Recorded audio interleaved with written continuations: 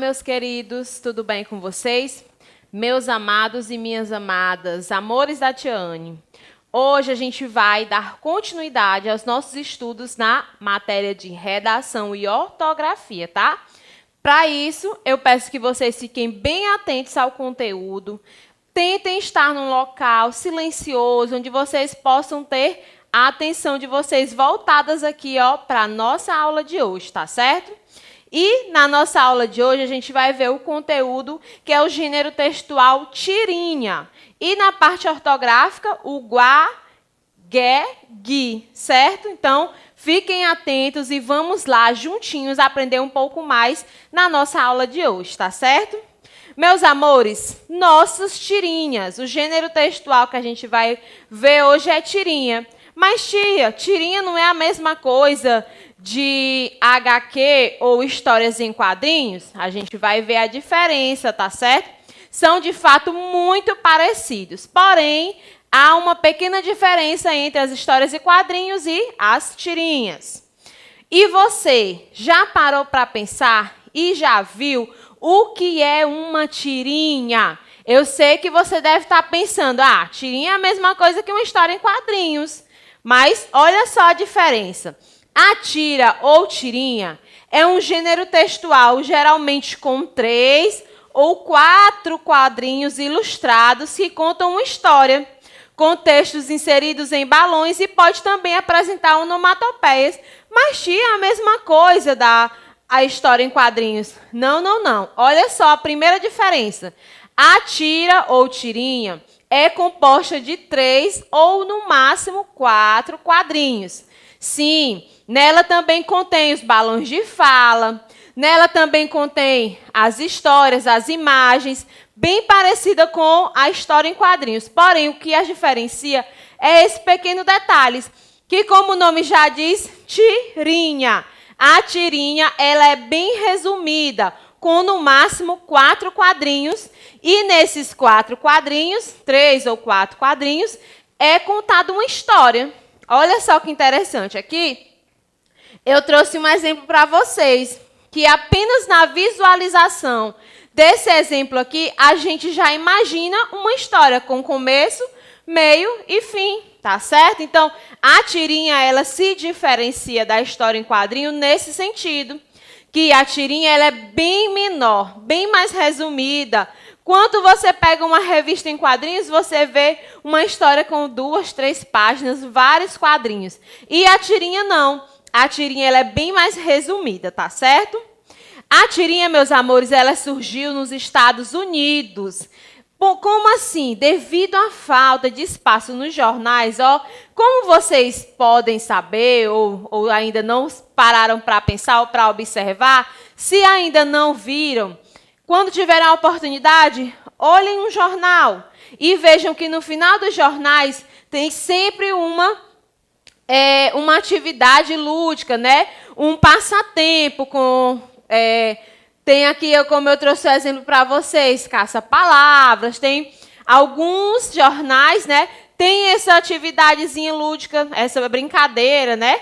No final da sua página. Então, lá nos Estados Unidos, devido à falta de espaço nos jornais, para ter esse entretenimento para as pessoas, eles resolveram fazer as tirinhas com 3 ou 4 quadrinhos, contando uma história bem resumida, tá bom? E assim, olha, ficou conhecida aqui a nossa tirinha. A tirinha, meus amores, ela recebeu esse nome porque parece um recorte de jornal, Quando a gente observa aqui essa imagem, a tirinha, se a gente for recortar, ela vai parecer um recorte de jornal bem pequeno, por isso ela recebeu esse nome, tá? Quando você estiver aí assistindo o vídeo, eu peço que vocês parem, observem os detalhes, como que é feita cada uma dessas tirinhas, leiam a história que está contando aqui em cada uma delas, o quanto é resumido, mas que não deixa de ser uma história, tá certo? Com imagens, com o ambiente adequado para cada história, tá certo? E sempre em poucos quadrinhos resumidos, tá bom? Não esqueçam. Na tirinha, as histórias são curtas, né? Com uma leitura muito atraente. Essas histórias são contadas através de quadros. Tia, mas eu não estou vendo nada aí nessa história. Não tem frase, não tem fala. A gente vai perceber também que, assim como nas histórias em quadrinhos, nas tirinhas também tem quadrinhos que são apenas imagens, onde a gente vai fazer uma leitura não verbal, porque não contém a fala dos personagens. Mas que, se a gente observar e analisar cada quadrinho, a gente vai entender a história como ela está se passando. Por exemplo, aqui, ó, o Snoopy estava pensando como se tivesse sentido o cheiro de alguma coisa. Logo depois aqui, ó, o amiguinho dele passou, ficou olhando. Esse balão aqui representa lá com um pontinho de interrogação. Ele ficou em uma dúvida, né? Ficou se perguntando, pensando o que aquele cachorro estava fazendo. E ele resolveu fazer a mesma coisa. Olha só o truque que o cachorrinho usou. Então, quando a gente observa uma tira sem palavras, sem a linguagem dos personagens, a gente deve analisar e interpretar a história de várias formas, tá? Aqui, ó, depois que ele ficou olhando para cima, o cachorro foi lá, ó, comeu o sorvete dele. Então, a gente pode imaginar e pode escrever ou descrever a história que aparece aqui nessa tirinha de diversas formas, tá? Bom, e tia, qual a finalidade da tirinha? Para que ela serve? A tirinha ela serve para abordar temas que se aproximam da nossa situação, do cotidiano, da nossa realidade. Elas estão sempre vinculadas em jornais, revistas ou em livros didáticos, ou seja, esses são os locais que a gente pode encontrar as tirinhas, né? Em jornais, revistas em quadrinhos também, ou outro tipo de revistas, e também em livros didáticos. Aqui eu trouxe uma tirinha para vocês que mostra uma situação do cotidiano, vivida principalmente aí pelos meninos, né? Aí a mãe está aqui preocupada com o menino. Onde era que você estava? Ela deve ter perguntado. Aí ele diz, eu estava brincando de futebol. Logo depois ele diz, eu estava brincando de vôlei. E ela, mais uma vez, perguntou, ele disse, eu estava brincando de basquete. Aí, no último quadrinho, a gente nota que ele está todo ferido, todo cheio de sangue, né? Aí ela perguntou, preocupada, onde é que você estava? A brincadeira que ele disse que estava era de UFC. Olha só que quadrinho interessante aqui para a gente observar. Dando continuidade, meus amores, uma curiosidade que eu queria que vocês soubessem. No Brasil, um dos pioneiros, ou seja, um dos primeiros, né, na criação de tirinhas foi o nosso conhecido Maurício de Souza, o mesmo autor das histórias em quadrinhos da turma que é bem conhecida, que é a Turma da Mônica, tá bom? Aqui eu quero que vocês, juntamente comigo, analisem essa tirinha. A tia colocou aqui algumas perguntinhas e eu quero que vocês aí de casa pensem e respondam junto comigo. Por exemplo, quando eu analiso aqui, ó, primeiro quadrinho. O que a Mafalda está fazendo no primeiro quadrinho? O que é que vocês acham aí? De acordo com a imagem do quadrinho, o que é que ela deve estar fazendo? E no segundo e no terceiro quadrinho? Lá no final, ela diz assim, ó, será que aqui cabe tudo que vão meter na minha cabeça? Então, dá a entender que ela estava medindo a cabeça. Para quê? Para que tudo que ela fosse aprender, né, ela queria saber se cabia dentro da cabeça dela. Então, foi o que a Mafalda... Essa tirinha é uma tirinha de humor, né? Que a gente pode estar imaginando aqui a cena, a pergunta dela, o que ela estava fazendo. E lá no final, na última tirinha, que a gente vai entender que ela estava fazendo essa medição da cabeça dela. Então, a tirinha ela é para ser analisada. Geralmente, quando não tem balões de fala, em todas as tirinhas, você vai estar analisando aquela tirinha, fazendo o seu próprio entendimento, tá certo? Da história. As tirinhas, como eu havia falado para vocês, elas apresentam uma linguagem verbal e não verbal. A linguagem verbal, ela é representada pelas frases, pelas falas dos personagens. É quando tem lá os balões de fala, de pensamento. Então, a linguagem verbal que aparece na tirinha, ela vai ser sempre representada por frases ou por falas. Já a linguagem não verbal, como eu mostrei para vocês, que tem muitas tirinhas que tem apenas a imagem, ela é representada pelas figuras, pelas imagens, pelas expressões do rosto dos personagens e também por tudo que compõe o ambiente. Por exemplo, quando eu mostro para vocês uma tirinha aqui, ó, não verbal. Aqui a gente vai entender a história apenas observando a imagem. Não tem frase, não tem fala. Mas as imagens, elas fazem com que a gente possa entender e perceber a história. Aqui a gente vê que a Mônica está lavando, né, o seu coelhinho, certo?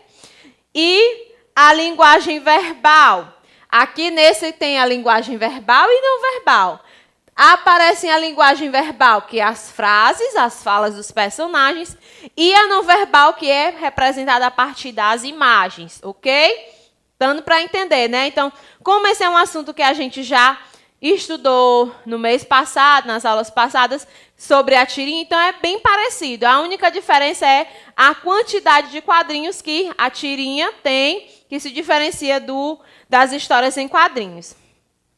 É muito comum também, nas histórias em quadrinhos, apresentarem as chamadas onomatopeias, que eu venho falando para vocês desde as aulas passadas, que são os sons imitados aqui, ó, de alguns objetos, de algumas falas que o personagem não consegue fazer, tá certo? Então, as onomatopeias, elas representam os sons, né? Os sons que a gente não está ouvindo, por conta que a gente está fazendo apenas uma leitura, ok?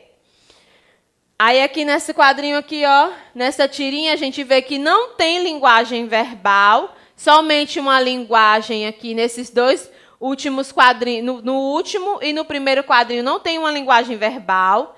Aqui aparece uma linguagem verbal representada através de uma onomatopeia, tá? Outra coisa interessante que eu quero que vocês tenham em mente, que as tirinhas, elas não são apenas para a gente rir, somente com histórias engraçadas. As tirinhas, elas também apresentam conteúdos reflexivos, sejam eles social ou político. Aqui, nesse caso, a tirinha está representando, né, a visão dessas garotas com relação à sua cor da pele, né, que são negras, e estão mostrando também o livro do Zumbi, que foi um grande representante dos escravos. Então, tem tirinha que representa a política, algumas situações também da nossa vida social, do nosso cotidiano, tá certo? E, como eu havia dito, nas tirinhas também, além das onomatopeias, tem a presença dos balões de fala. Nesse caso, nós vamos ter os balões de fala comum, que são esses aqui, ó, representados, e também os balões de falas eletrônicos. Os balões de falas eletrônicos, olha só o que eles representam aqui, ó.